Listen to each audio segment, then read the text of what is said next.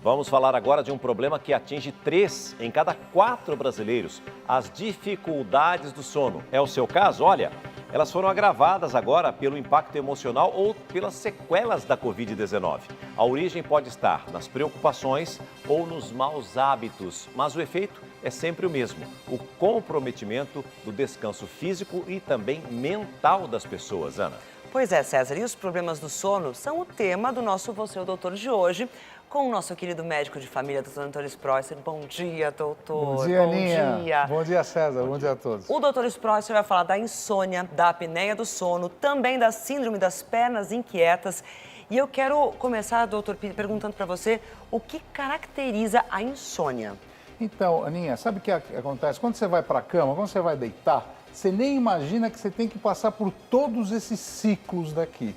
Normalmente nós temos 1, 2, 3, 4, até 5 ciclos que demoram em média 90 minutos cada um. Então, se você somar 4 a 5, dá 8 horas de sono.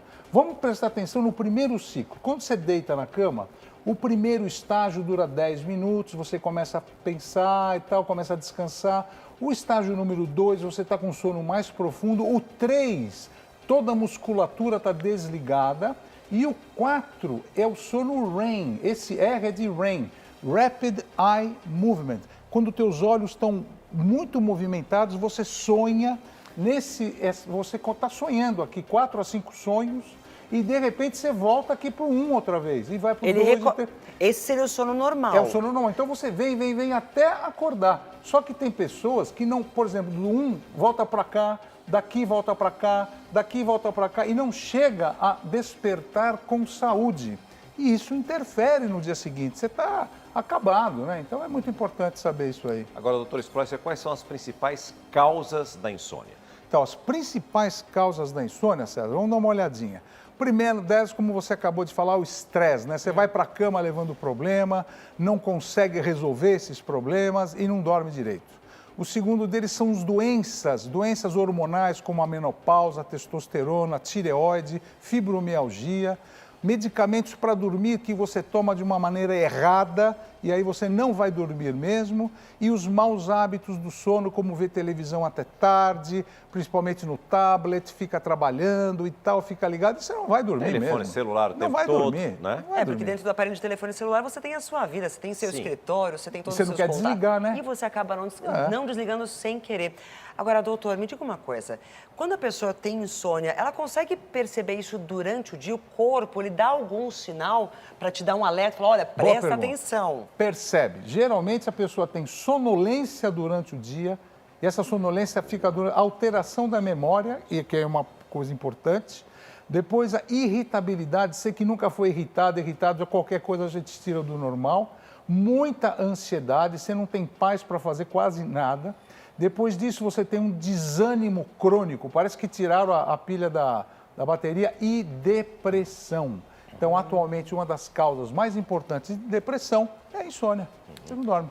Agora, doutor Spreuser, para que a pessoa tenha uma boa noite de sono, quem está nos acompanhando, qual é a sua recomendação? Aquelas dicas da vovó servem até, por exemplo, o chazinho, o leitinho morno antes de dormir, isso funciona? A vovó tinha razão, César Filho. Olha só, aquele leitinho morno à noite é bom porque ele tem triptofano, que é uma substância química que ajuda você a dormir.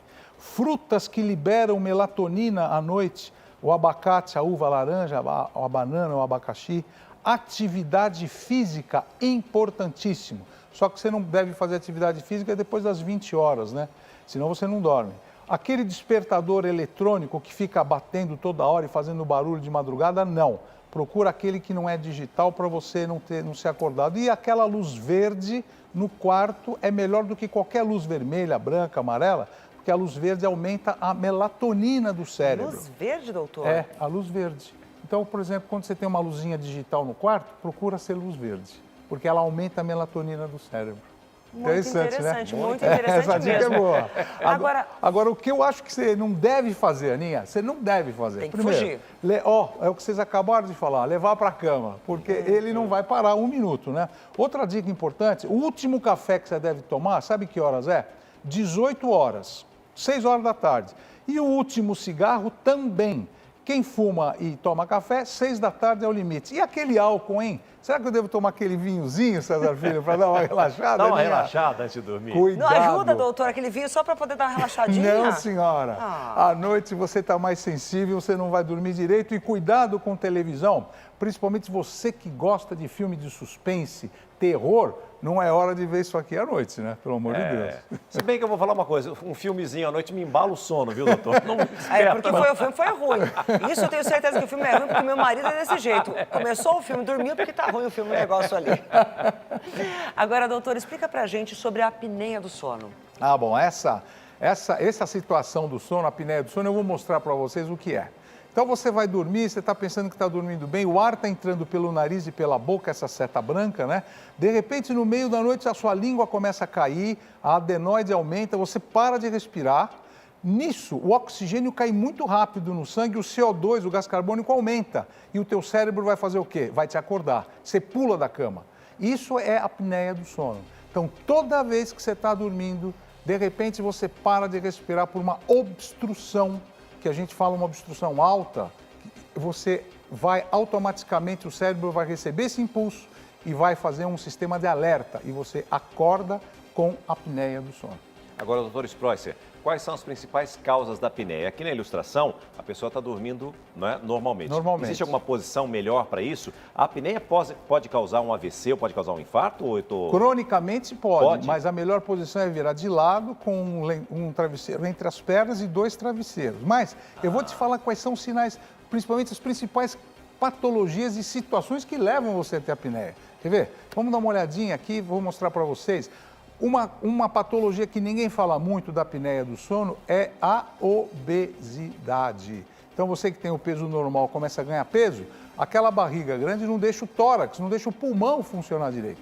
Além disso, outras patologias também, que você não entra o ar, como o pescoço começa a crescer com a obesidade, aquela adenoide que começa a crescer. Então, problemas otorrinolaringológicos, o crescimento do palato lá atrás, que vocês estão vendo, o palato, as adenoides, a amígdala, a língua também, alguns tumores de base de língua que crescem, não deixam você respirar. Então, com uma tomografia bem feita, a gente pode tratar você de uma forma muito adequada. Agora, doutor, me diga uma coisa. A pessoa que ronca, ela tem apneia? Boa pergunta. Então, É quais são os sinais de alarme que você tem da apneia do sono, né? Então, a primeira coisa é o ronco. Você tem toda a razão, Ana. O ronco já é uma situação que você tem que estar atento para a apneia. Outra situação é acordar com sintoma de afogamento. E muitas vezes, César Filho, é a sua parceira ou o seu parceiro, Ana, que vão saber disso. Às vezes você nem sabe. E outro sintoma é você fica ofegante. Você está respirando à noite, mas você está ofegante. Isso aqui acontece à noite, hein? Agora, as dicas durante o dia. Ô, doutor, tem gente que cutuca, né? Você falou do companheiro, dá aquela cutucada, a pessoa parar de roncar. Isso funciona, não funciona? Não, ele vai parar de roncar transitoriamente, mas ele vai voltar a roncar outra vez. Porque tem muita obstrução, o ar não está entrando direito, César. E durante o dia, o que acontece com quem tem apneia do sono? Sono excessivo, claro, não dormiu direito à noite, só que você não sabe que você não dormiu direito à noite. Dor de cabeça que aparece de uma maneira que você nunca podia esperar e boca seca. Uma das causas de boca seca de manhã é a apneia do sono, que você está respirando com a boca aberta e não entra o ar direito.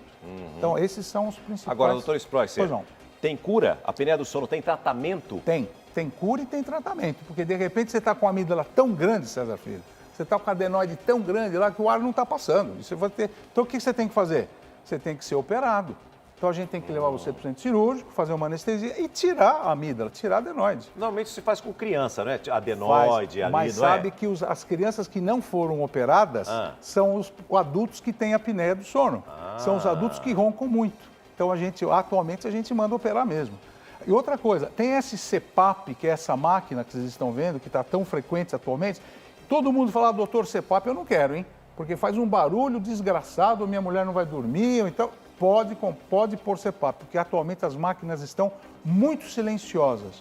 E também a perda de peso, porque a perda de peso, o CPAP e a cirurgia, a gente consegue tratar você de uma maneira... Tem uma melhora bastante Aí importante. você vai dormir à noite, né? Apenas para quem está acompanhando a gente, às vezes você fala em cirurgia, a pessoa fica com medo. É uma cirurgia simples? Muito simples. É Atualmente, simples. essa técnica de tirar adenoide e tirar amígdala, César, mudou muito.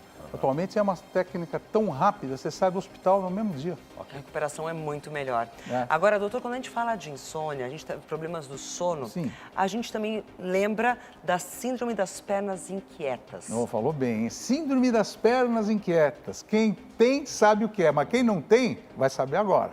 Então, eu vou mostrar para vocês o que é isso aí. A pessoa deita na cama, começa a dormir e as pernas não param de mexer.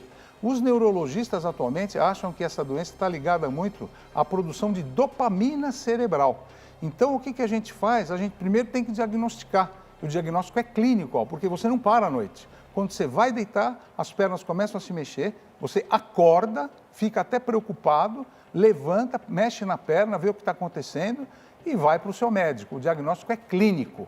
Quando chega uma pessoa assim no consultório, você faz um diagnóstico clínico. Muitas vezes tem baixa do ferro, anemia, pessoas com muito ferro baixo têm esse problema, algumas doenças neurológicas, doenças da medula, e mulheres, principalmente no último trimestre da gravidez, também, e é uma coisa hereditária também. É o pai mesmo? que tem síndrome de Parkinson pode passar para o filho. E as crianças já dão os primeiros sinais, Já dão ainda os primeiros pequenininhos? sintomas na adolescência já. Então aquela criança inquieta à noite que está mexendo muito. Agora, essa síndrome, ela é uma doença. Ela é uma doença. E como toda doença, tem tratamento? Tem tratamento. Tem cura? Não, cura não tem. Não? Ela tem tratamento. E o tratamento, normalmente, César, nós fazemos, Aninha, com vários medicamentos. Um deles é o relaxante muscular. O segundo remédio que a gente dá é aqueles que aumentam a dopamina no cérebro, como o pramipexol.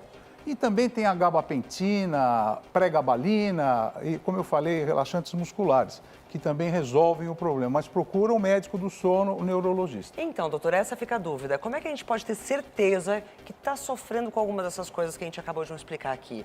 A síndrome das pernas inquietas, a apneia, insônia. A melhor coisa a se fazer é procurar um médico, mas todos nós atualmente sabemos que o diagnóstico correto é feito com um exame chamado polissonografia.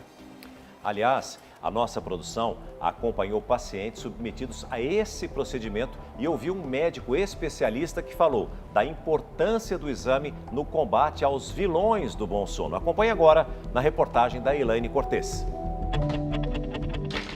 Mau humor, irritabilidade, tontura, desconfortos estomacais, aparência, de cansado, sonolência durante o dia. Felipe não dorme bem desde o início da pandemia. E eu acordava e ficava fritando realmente na cama, até conseguir voltar a dormir de novo. E daí chegou o momento de realmente precisar de ajuda, procurar um especialista.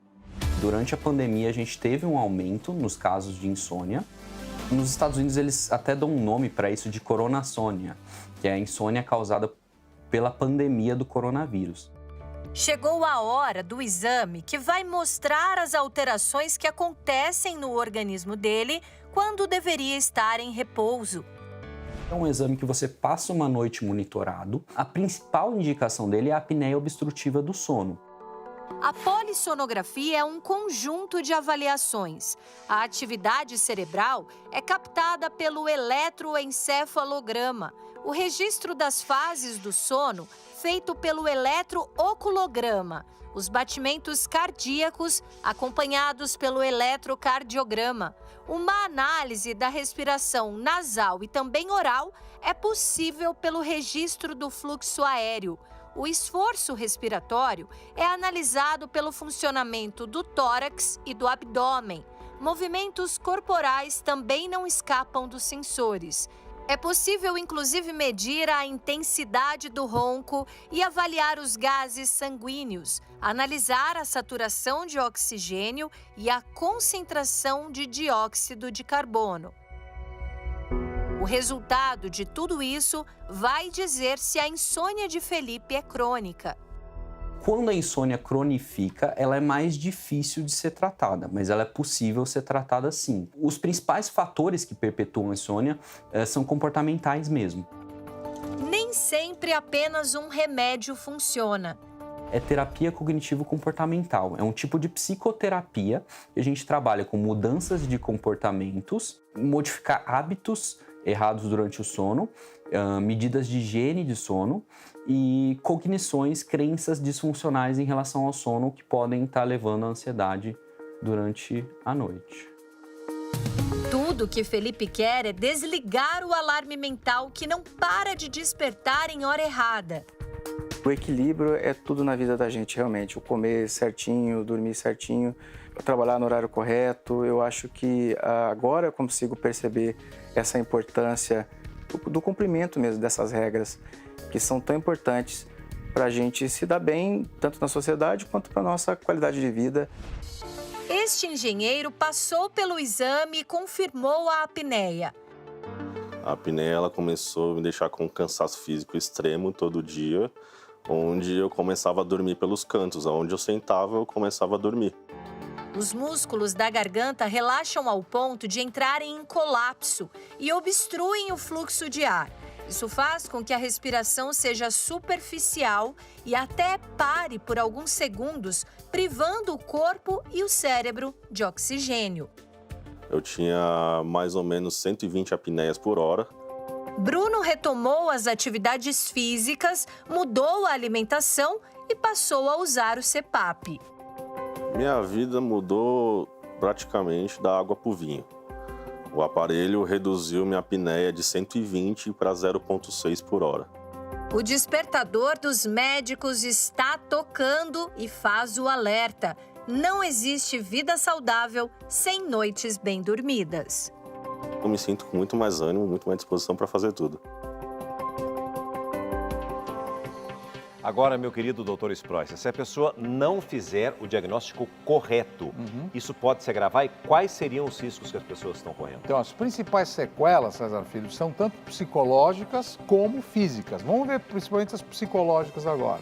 Então, normalmente a pessoa tem baixo raciocínio, ela tem uma lentidão, aquele dia parece que a reação dela é tão lenta que não anda. Além disso, tem uma depressão crônica, além da depressão, outros sintomas psiquiátricos, como ansiedade crônica, transtorno ansioso depressivo, problemas de memória e afeta o dia a dia. Agora, os problemas físicos, baixa do funcionamento do imunológico, você começa a pegar gripe, resfriado, aumento da obesidade, que também pode levar ao aumento da pressão arterial. Você vê que uma coisa está ligada à outra, né? E depois você tem risco de doença do coração, como AVC, infarto, e risco de diabetes. Você começa a ficar... Como é que fica diabético, né? Nunca teve. E cansaço crônico. Junta tudo isso daqui, ó. Psicológico e físico. É como é que você tem se não dorme bem à noite. Impressionante, hein? Isso aí. Olha, mais uma aula, mais uma consulta do professor doutor Antônio Sprois ser conosco aqui no Hoje em Dia, ao vivo. E ele volta na semana que vem em mais um plantão de saúde aqui junto com a gente. Doutor, é sempre uma alegria, um César prazer Filho, muito recebê-lo. obrigado. Obrigado a viu? todos vocês, Aninha, e telespectadores.